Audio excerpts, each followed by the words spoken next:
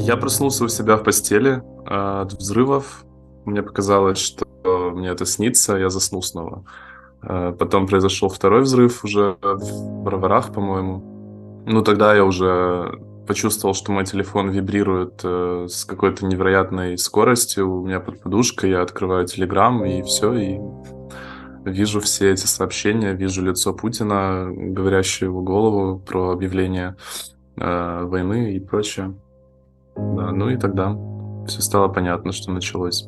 Я принял решение уезжать из Киева. Я первым делом бросил в рюкзак камеру. То есть я взял свой Киев 4, дальномерку, и бросил ее почему-то первый. Хотя даже тогда у меня не было, мысли о каком-то документировании войны. И, наверное, решающим был репортаж Евгения Малолетки с Мариуполя и Мстислава Чернова. То есть, когда я его посмотрел и прочитал их историю про их спасение оттуда и про то, на какие риски они пошли, меня полностью уже захлестнула эта мысль о том, что, наверное, Даня, ты что-то не то делаешь. Наверное, все-таки готовить это круто для военных, но этим заниматься может, в принципе, каждый. Меня никто не стал отговаривать, мол, Даня, ты что, сумасшедший? Все сказали так, да, было бы здорово, мне кажется, ты бы сделал отличный материал. И, с одной стороны, меня это так немного оскорбило, мол, ребята, вы что, не заботитесь о моей жизни, что ли, вы обо мне не печетесь? А с другой, конечно, польстило, то есть, что ребята находятся на какой-то одной волне со мной и верят в то, что я мог бы что-то сделать. Ну и да, и вот когда я услышал эти фидбэки от друзей, я уже принял решение бросить волонтерку, и я поехал буквально прямиком в Харьков.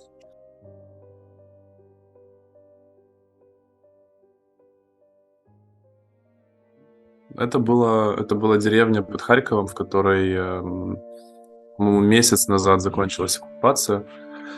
И несмотря на то, что уже давно пришли украинские войска, люди некоторые оставались жить в этом подвале. Это был как бы такой хаб для местных, для цивильных людей, потому что до сих пор прилетали ракеты, артиллерийские снаряды. То есть российская артиллерия все еще стояла довольно-таки близко к этому селу. И снимать снаружи вообще не было, нечего. То есть все люди, они были в этом подвале. Там вся жизнь, там вся вот эта сельская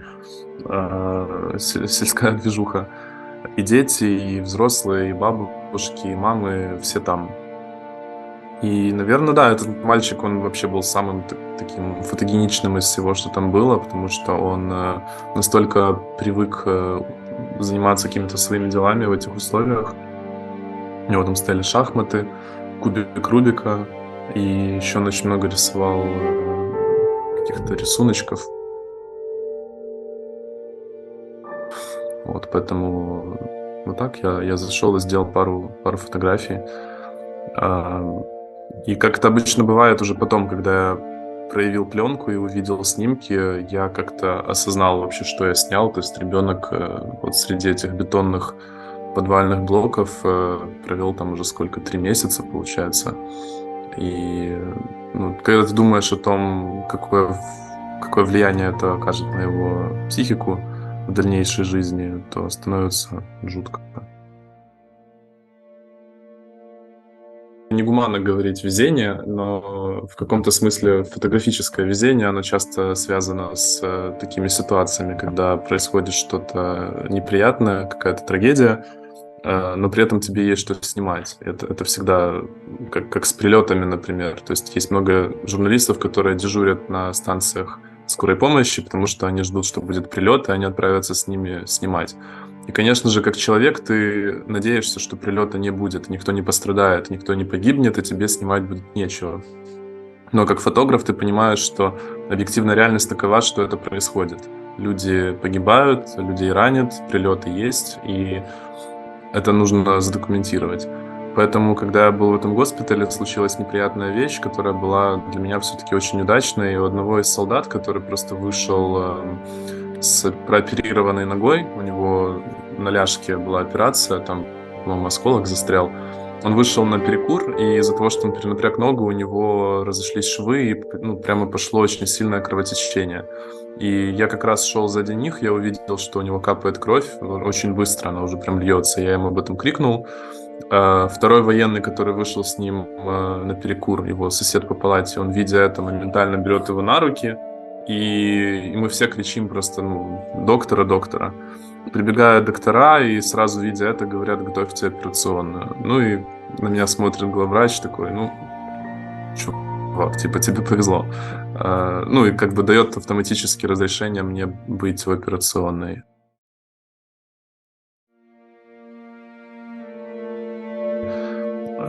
Выводя из наркоза, он как-то очень сильно из него не хотел выходить, как-то очень сильно его прямо усыпило. Его били по щекам и спрашивали: ты из какой роты, из какого ты взвода, сколько у вас было танков, сколько БТРов. И он моментально начал отвечать. То есть у нас было там 14 БТРов, у нас было 3 танка, что-то подобное.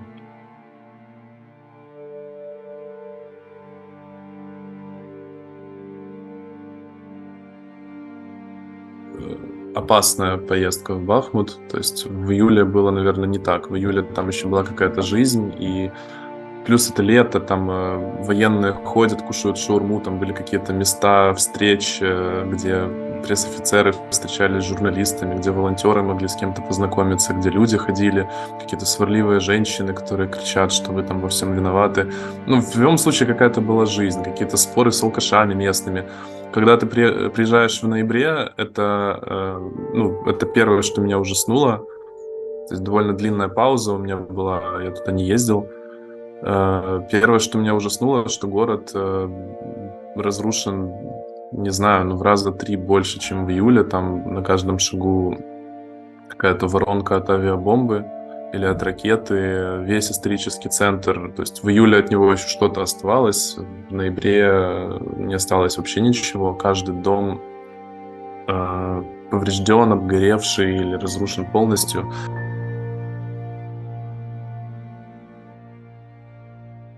И да, деревья покосившиеся, людей нету. То есть люди выходят только за какими-то дровами, водой, либо гуманитаркой. И это создает вот это ощущение, то есть, что смерть, она действительно как будто где-то витает над головой. И, ну, и, конечно, постоянные прилеты и шум пулеметов и автоматных очередей где-то вот прям вот где-то рядом. Сейчас, когда мы это записываем, там как я слышу от своих знакомых или коллег, которые решились туда поехать, э, там уже просто, ну, даже слово ад, оно не описывает то, что там происходит, там города уже просто нет. Конечно, я уже другой человек абсолютно, чем был до этого. Но я думаю, еще не время об этом даже говорить, потому что война еще продолжается и будет продолжаться долго. Но, ну, то есть я не знаю, какой будет финальный итог моей менталочки, но на данный момент, мне кажется, я справляюсь. Знаю людей, которым очень-очень поплохело от этой войны, и они до сих пор пытаются справиться с последствиями.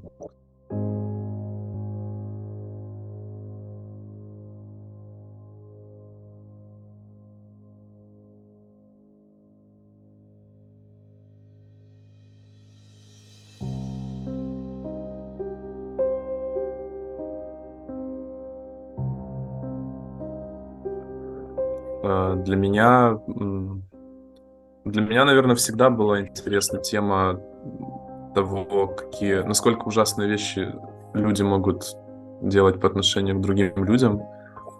И я никогда эту тему для себя не игнорировал в жизни, поэтому эта война, в принципе, тоже о чем-то таком. И, наверное, это был один из мотиваторов для меня отправиться и снимать это. То есть я все-таки не считаю себя каким-то журналистом. Мотивацией для этих снимков является какое-то мое эгоистичное чувство и какое-то мое любопытство, какая-то часть моего вуайеризма, то есть подсмотреть за тем, на что люди на самом деле способны и какие у этого могут быть последствия.